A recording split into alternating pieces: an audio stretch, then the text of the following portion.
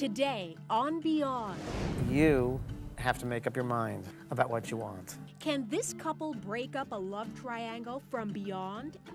But first, last year, 33-year-old Diane Whipple was mauled to death by her neighbor's two ferocious dogs.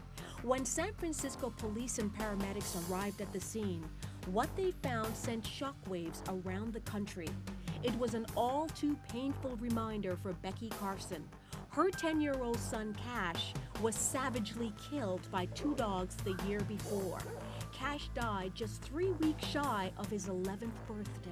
And they were on their way home when the dogs ran out of the yard, and one of them grabbed Cash's arm and the other one knocked him to the ground. I'm sure he was scared, so scared, but he was very brave, and he didn't even cry. His last words were to me that he loved me more than words could ever describe. I couldn't believe he was gone. He was my first child. I miss his smile. I'd just like to know that Cash really is okay. Using his extraordinary psychic ability to communicate with spirits, he's transformed lives by unlocking mysteries and sharing secrets from the other side. James Van Praagh, best-selling author, renowned medium, and your connection to the world beyond. Hi, Becky. Hi, Becky James. Nice to Hi, meet you, James. sweetheart. Thanks for coming here today. I know you lost your son who passed over. You want to try to contact him. I'd love to contact him. As I'm sitting here first, though, I get a brother. Your brother passed over? Yes. Okay. Well, your brother's here. So you might come here thinking your son, but your brother's here first of all right? He feels, when he comes in here, he's a bit embarrassed when he comes here. Yeah. And he did the wrong thing, Yes. okay? And the results of that made him pass, Yes. okay? So I got to tell you that because he was very much in pain and he was trying to run away from his, you know that, he was trying to run away from his life and he's trying to run away from his pain. Your son is here and your son says, Mom, I don't want you to come here yet. Do not come here yet. You hear me? He does not want you, it's not your time to go yet. You understand that? Take the pills, throw them away.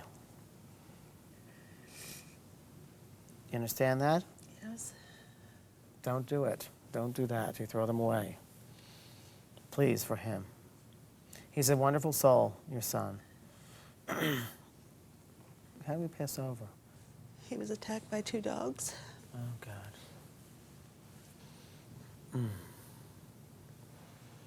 Well, I understand that. And these are neighbors' dogs next to you, right? Yes. And they were let loose, or they got loose somehow?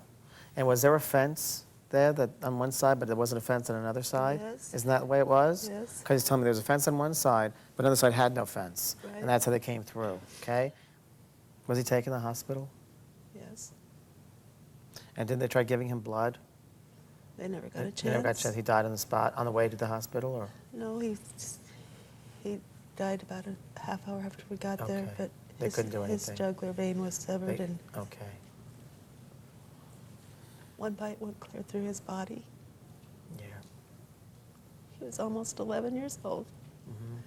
and those dogs were dragging him home to their property. Mm-hmm. We couldn't wait for an ambulance, so He lost consciousness at one point, you know. finally, Yeah. but he talked to me all the way to the hospital. Yeah. Is his dad still alive? Yes. I don't know, was it a boat he wanted to go on with his dad, or there was promise about going near a boat? But he's talking No, about his dad was who was the person that goes to this boat in the lake? Joe. Okay. Was talking about that, and I think he even went on a boat ride there. Yeah. Because that's how he is giving me this image about going on this lake with a boat. He's telling me that, you know, you think of him as he passes over being mauled to death and this sort of thing. He thinks of himself on that lake. You understand? He's not that.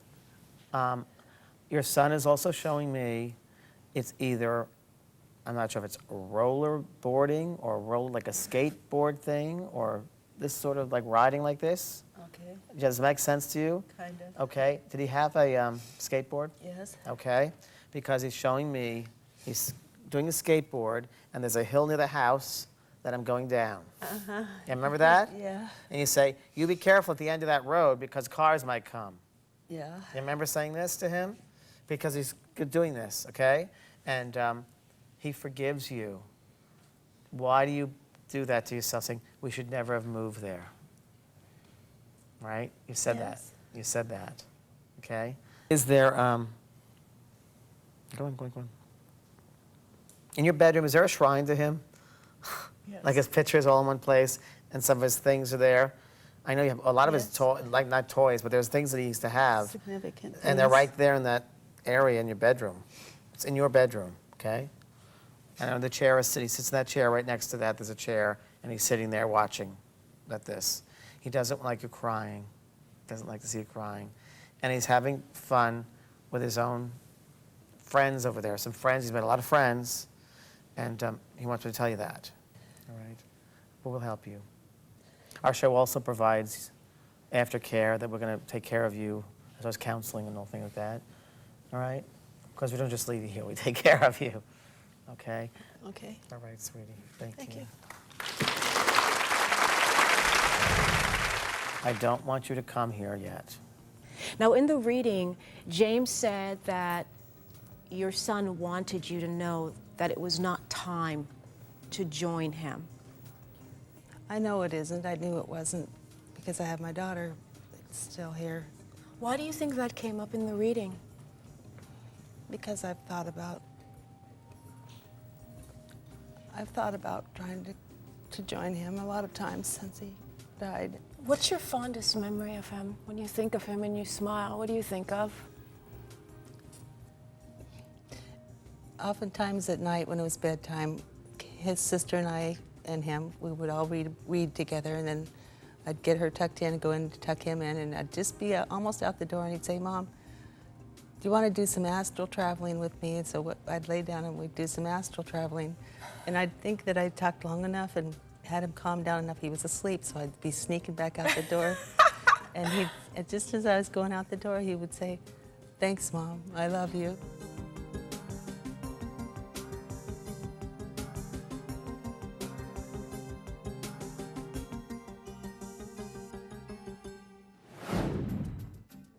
Like, she'd vacuum things twice. Okay, 4 times.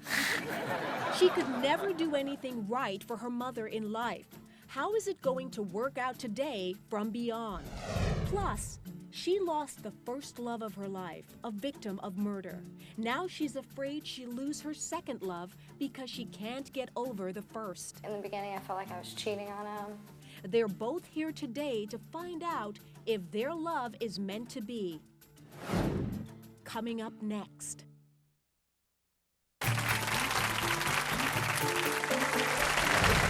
Kelly was 18 when her boyfriend of 4 years was shot and killed. Now she's struggling to commit to her current boyfriend, Chad. He says he needs her to put the past behind so they can move forward. The piece you're about to see was taped before the show. No one in our studio, including James, has seen it. This is Kelly and Chad's story. He was murdered when I was 18, and I was away on vacation when he was murdered. And I never really got to get closure. That's always kind of been an issue in our life, you know, that she never got to say goodbye and she kind of still misses him, you know, and I would be that way too. He's the first guy that I met that didn't feel threatened, that didn't get upset when I talked about him, and that just meant so much to me. If I had one more day or 5 minutes to spend with Johnny, I think I would just hug him, hold him, and just tell him how much of an impact he's made in my life. I want to know that he's okay with Chad and I kind of feel like in the beginning I felt like I was cheating on him. I would like to see Kelly get closure because I think it's kind of like an end to a chapter, you know.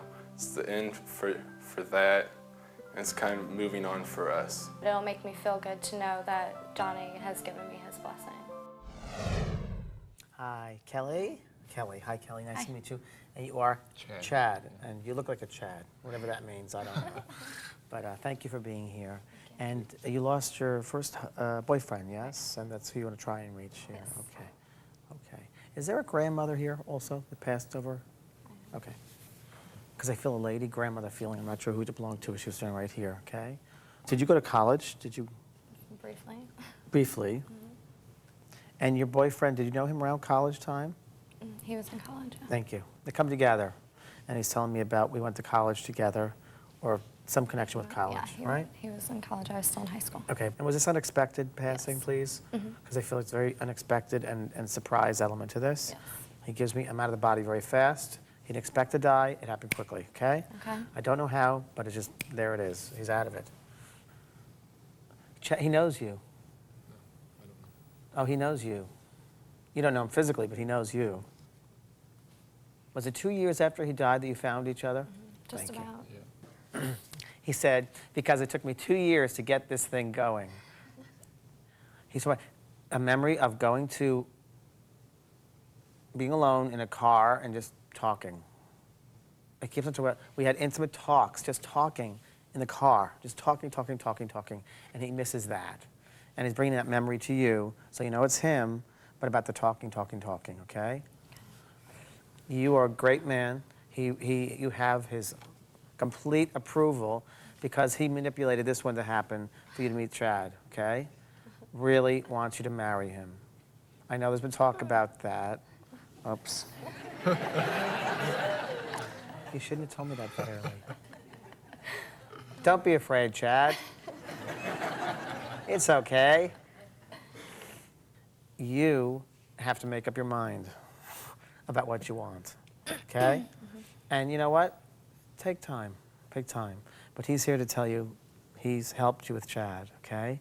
And would you please give a message to his family that he's all right? Okay. He's all right, okay? Was he hurt with a gun? Was he gunned down? Gunned down? He was shot. He says gunned down to me. He was trapped, you know. Where this happens is a trap. He feels trapped. I don't know where, is it an alleyway or something, but it's trapped. Was it an alleyway? It was an alleyway, yeah. Okay. He shows me this alleyway, I'm trapped. I can't get out, I can't go that way, I can't go that way. I'm trapped, okay? Sabotage him. All righty. He wants to thank you for your love, and you always have his love, Right. okay? And I know you don't have to put his picture away, that's okay. Chad understands, you don't have to put, you took his pictures away a little bit. Yeah, I don't keep him at our house. We live together now, and I have him all at my mom's still. You guys are great together. You have a really nice, you just both got to be patient with each other and listen to each other. And you're going to get help from him. Okay. All right? Okay. Thank you, sweetie. you. Thank you. Really wants you to marry him. In the reading, James talked about your boyfriend who passed away, about Johnny wanting you to marry Chad, and he Right. thinks that you two should get married. Right. Your face dropped. Tell me how you feel about hearing that in this reading. I think it's funny because I bug him about it all the time. My whole family does, his family does. It's just something that always comes up, so I just had to laugh about that. Yeah. I think he was shocked that it was going to come up here, too. It's the question I can never escape from. When you get married. Yeah, when are you getting married? Being alone in a car and just talking. That's funny that that came up because actually the last time I saw him, he was dropping me off at a friend's house so I can go on my spring break. And we drove around for a long time and had a really long talk. Wow. Yeah, so- Now, I just want to talk about your connection. You came here to make a connection Right. with your former boyfriend so you can move on with your life. Right. Do you feel like you did today? Yeah, I think it helped me a lot. I dream about him a lot, and I think about him constantly. And I think this kind of gave me what I needed to hear. That he gave me approval with Chad, and that means a lot to me. And I got that, so I'm happy. Thank you. Next. Who's having a baby? God, I hope nobody. Well, I'm glad you came to the show today. What news is this woman's mother bringing from beyond? The answer is next.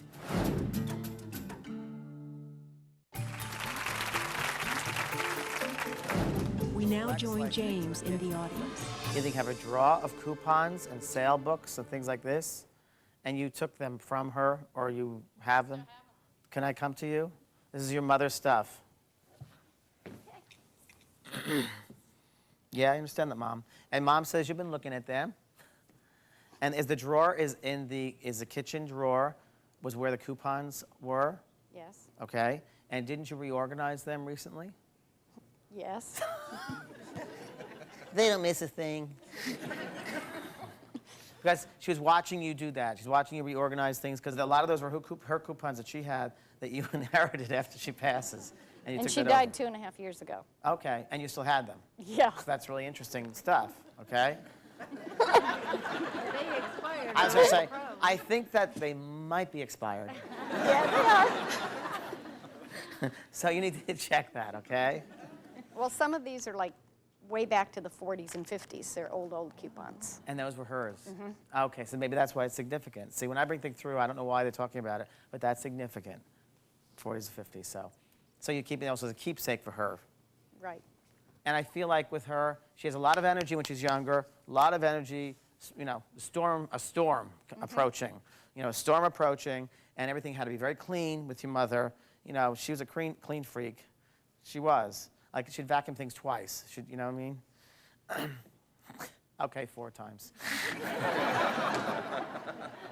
So, She was a little obsessive, just as long as you get the point.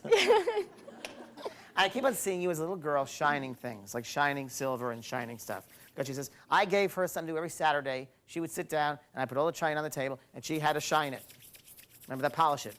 that's what I had to do on the farm. That's what you had to do, okay? Because she keeps showing me polishing these things, okay? Your dad's also in spirit, please, Yes. because he wants to come in and say hello to you, and he's with your mother, and he wants to give you lots of love. And he said, you're doing the right thing, and don't worry about your kids. Don't worry about what's going on there, because you've been very worried about the children, okay? I don't know if there are 3 of them all together, please. Well, yeah. Who's having a baby? God, I hope nobody. Well, I'm glad you came to the show today. Because there's a little baby girl who's going to come through. And I'm going to tell you that there's a little girl spirit Okay. around, okay? And was your daddy over there first before your Yes. mom passed over? He's such a sweet gentleman. He's a real gentleman. I mean, he's a gentleman. That's what I describe him. He's a gentleman. And he wants to make sure everything is taken care of. Bring peace to the family, he said. You need to do that Okay. with all the kids. Because your kids aren't talking to each other. Understand that? They're not talking to me. I know. We need to bring peace to the kids, Okay. and they need to talk to you and forgive you. Can you give this message? You know, one at a time. Yeah. You know, maybe write them a card or a letter or something, okay? Oh, I'll just call them. Call them. Tell them you love them. Okay. God bless you. I'll leave it at that, okay? You think have a drawer of coupons and sale books and things like this? What did you feel when you heard James talking about those coupons? That was actually really weird because I had just looked at those the other day. I have her old food ration coupons from World War II. And then I have coupons from different products that are no longer around, that are like from the 40s and 50s. Bring peace to the family, he said. What is behind all that? It's obviously very emotional for you. It's okay. It's okay. Bonnie. Just, my sister and I never got along. And she left when she was 16, and then we moved away and moved to Vegas. And she felt, and still feels like, that she disgraced the family somehow, and my parents had to move. And that's not what happened. Well, I hope if she's watching, she heard what you have to say and she knows you want to hear from her. And please let us know what happens with that. It's obviously really important for you to hear from her. Thank you. Thank you so much. If you'd like a chance for a reading with James, send a letter to Beyond, P.O. Box 4399, Hollywood, California, 90078.